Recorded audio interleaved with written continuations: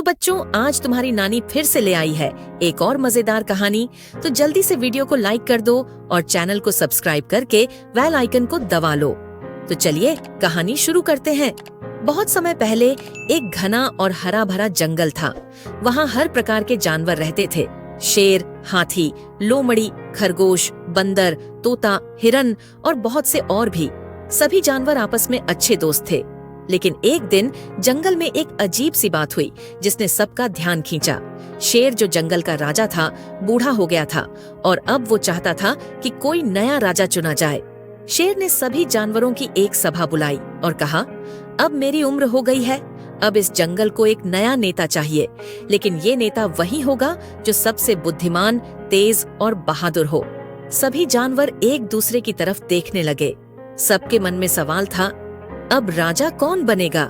बंदर सबसे पहले कूदा और बोला, मैं सबसे ज्यादा फुर्तीला हूँ, पेड़ से पेड़ छलांग लगाता हूँ, मैं राजा बन सकता हूँ। तोता बोला, मैं दूर दूर की खबरें ला सकता हूँ, मेरी आवाज भी तेज है, मैं राजा बनने लायक हूँ।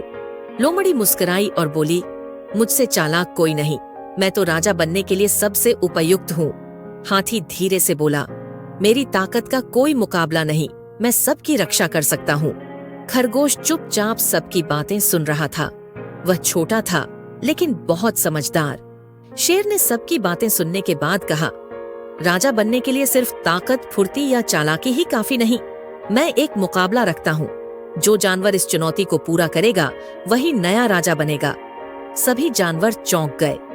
कौन सी चुनौती? सबने एक साथ पूछा। शेर ने मुस्कुराकर कहा, जंगल के दूसरे छोर पर एक चमकता हुआ पत्थर है, उसे लाना आसान नहीं। रास्ते में नदी, पहाड़, कीचड़ और कांटे हैं।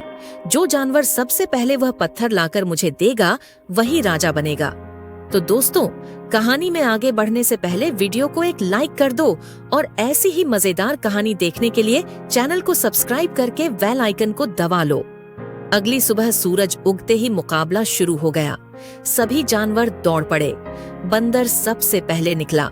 वह पेड़ों से कूदता हुआ तेजी से आगे बढ़ा, लेकिन नदी पर पहुंचते ही वह फिसल कर गिर पड़ा और उसके पैर में चोट लग गई। तोता उड़ते हुए बहुत आगे निकल गया, लेकिन तेज हवा में उसका संतुलन बिगड़ा और वह एक कांटेदार झाड़ी में गिर गया। लोमड़ी चालाकी से चल रही थी, लेकिन वह कीचड़ वाले इलाके में फंस गई। उसने बहुत कोशिश की, लेकिन बाहर नहीं निकल पाई। हाथी धीरे धीरे आगे बढ़ा। उसकी चाल धीमी थी लेकिन मजबूत थी। उसने नदी पार की, पहाड़ चढ़ा और पत्थर तक पहुंच गया।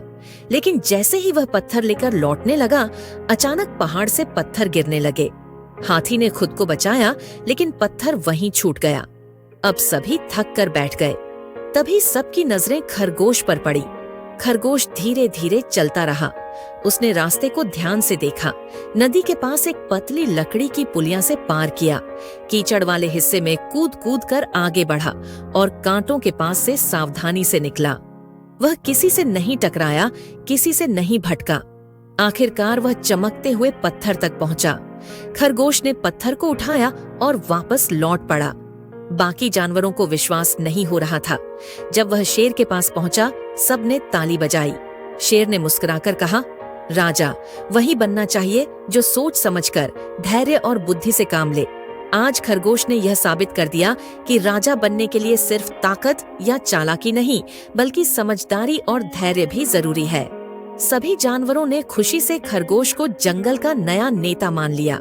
खरगोश ने राजा बनते ही कहा, मैं किसी पर हुकूमत नहीं करूंगा, हम सब साथ मिलकर इस जंगल को और सुंदर बनाएंगे। कोई किसी से बड़ा नहीं, हम सब एक जैसे हैं। उस दिन से जंगल में और भी ज्यादा शांति और प्यार फैल गया। सभी जानवर मिलजुल कर रहने लगे। कोई झगड़ा नहीं करता था और हर किसी की मदद की जाती थी। तो बच्चों, यह कहानी हमें सिखाती है कि बुद्धि, धैर्य और समझदारी से ही सच्ची सफलता मिलती है, केवल ताकत या चालाकी से नहीं। हमें कभी किसी को छोटा नहीं समझना चाहिए, क्योंकि असली ताकत अंदर होती है। तो दोस्तों, कहानी अच्छी लगी ना? अब जल्दी से वीडियो को लाइक कर दो, चैनल को सब्सक्राइब करके बेल आइकन को भी दबा लो, जिससे मेरी वीडियो सबसे पहले आपके पास पहुंचे।